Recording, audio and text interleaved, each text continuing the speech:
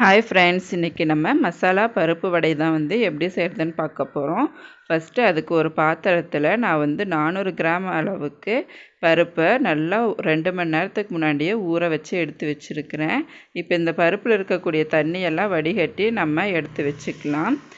ஒரு மிக்ஸி ஜாரில் ஒரு 10 பல் அளவுக்கு பூண்டு, ஒரு 2 இன்ச்சு சைஸ் அளவுக்கு இஞ்சி, 5 பச்சை மிளகாய் உங்கள் காரத்துக்கு தகுந்த மாதிரி கூட்டவோ குறைக்கவோ செஞ்சுக்கோங்க. ஒரு சின்ன பட்டை, ஒரு ஸ்பூன் அளவுக்கு சோம்பு, நமக்கு தேவையான அளவுக்கு உப்பு ஆட் பண்ணிக்கலாம். கூடையே கொஞ்சமாக மட்டும் பருப்பு ஆட் பண்ணிவிட்டு இதை நல்லா ஃபஸ்ட்டு அரைச்சிக்கோங்க. நம்ம ஃபஸ்ட்டே பருப்பு எல்லாத்தையும் ஆட் பண்ணிட்டா நல்லா அரைக்காது. இந்த மாதிரி நல்லா கொரகொரப்பாக அரைச்சி எடுத்துக்கோங்க. இந்த சமயத்தில் நம்ம ஊற வச்சுருக்கக்கூடிய பருப்பை நம்ம உள்ளே போட்டு அரைச்சி எடுத்துக்கலாம். ரொம்ப நெகுன்னு அரைக்க தேவையில்லை. ஓரளவுக்கு இந்த மாதிரி கோரஸாக அரைச்சி எடுத்துக்கோங்க. இப்போ நம்ம அரைச்சி வச்ச விழுதை நம்ம ஒரு பாத்திரத்தில் மாற்றிக்கலாம்.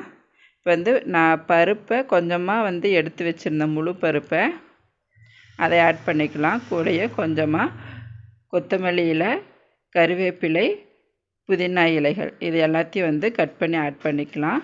ஒரு 2 பெரிய வெங்காயம் சின்ன சின்னதாக நறுக்கி வச்சுருக்கிறேன். அதையும் ஆட் பண்ணிவிட்டு நம்ம நல்லா பிசைஞ்சு விட்டுக்கலாம்.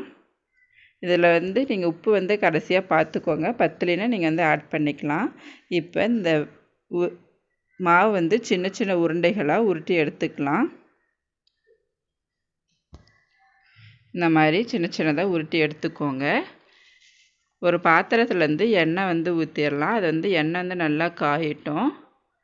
நல்லா காஞ்சதுக்கப்புறமா நம்ம உருட்டி வச்சுருக்கக்கூடிய மாவை இந்த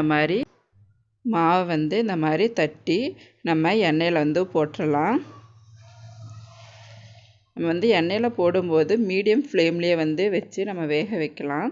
ஏன்னா ஹை ஃப்ளேமில் இருந்துச்சுன்னா உடனே மேலே கருகிரும், உள்ளே வேகாமல் இருக்கும். இப்போ ஒரு பக்கம் வெந்ததுக்கப்புறமா நம்ம இந்த மாதிரி 2 பக்கமும் திருப்பி திருப்பி விட்டு நம்ம இந்த வடையை வேக வச்சுக்கலாம்.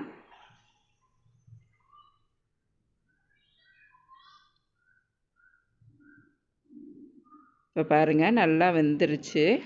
இந்த சமயத்தில் நம்ம வடையை எடுத்துடலாம். அவ்வளோதான், நமக்கு சுவையான வடை ரெடி ஆயிடுச்சு. இந்த ரெசிபி உங்களுக்கு பிடிச்சிருந்தா மறக்காமல் நம்ம சேனலை சப்ஸ்கிரைப் பண்ணி பக்கத்தில் இருக்கக்கூடிய பெல் பட்டனை ப்ரெஸ் பண்ணுங்கள். தேங்க்யூ.